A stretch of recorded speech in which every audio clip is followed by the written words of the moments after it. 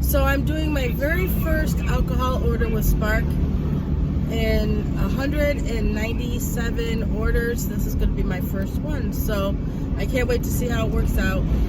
I'm assuming it's going to be the same like with DoorDash and Instacart, where I just scan the ID and everything. It's getting a hold of the customer to make sure that they meet me at the door, so that way I can scan their ID. So let's go to Walmart and pick up this alcohol. So my first alcohol order was a bust. His license was expired. It actually expired in 2020, so it's been a couple years.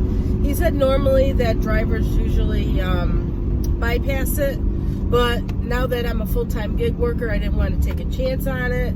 So I called Spark and they told me I have to take it back to the store. So I have it back here, and I feel really bad because I don't know, I just hate saying no to people, and I had to say no, and I could hear the bottles clinking in the back seat of my car as I go to my second drop off, and then I have to take it back.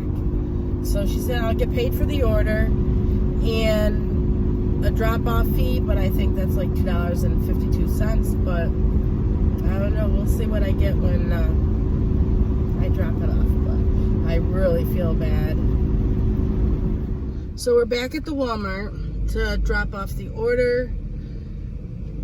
I wasn't able to give the gentleman any portion of the order. He did ask if I could just return the beer and give him the groceries, but when I called Spark, they said no. So we're going to return the whole order.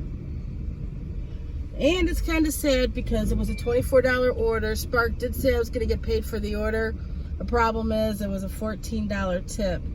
And I can see why Spark drivers bypass the birthday part, because he might be the $14 tip. I did have 2 customers, so I really don't know.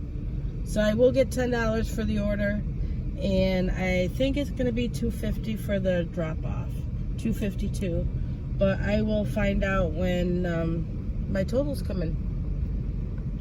All right, so here's the order, and we're going to drop it off. All right, so that was my experience with my first alcohol order with Spark. And I did get paid for $14.35. I got paid $11.85 for the delivery, $5 for a base pay. They gave me an extra effort, $6.35, and $2.50 for the return of the alcohol back to the store. So if you get an alcohol order with Spark, you have to cancel it if you cannot sell it to the customer. If they have an expired ID, or if they don't have any ID at all, tell them that there's nothing you can do. If they're standing right there and they're kind of giving you a hard time, I would call Spark and have them confirm it on the phone, but they can't even have part of the order. Like with Instacart, you can take off the alcohol and then just deliver the rest of the order.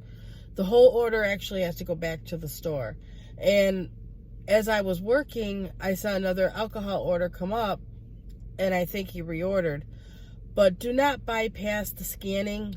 He said that other drivers do that for him. His ID expired 2 years ago. If you get an expired ID, do not take the order, because you can get your chance of getting deactivated, and you don't want to get deactivated. So, all right, everybody, you have a great day, great night whenever you're watching the video, and I will see you next time. Bye.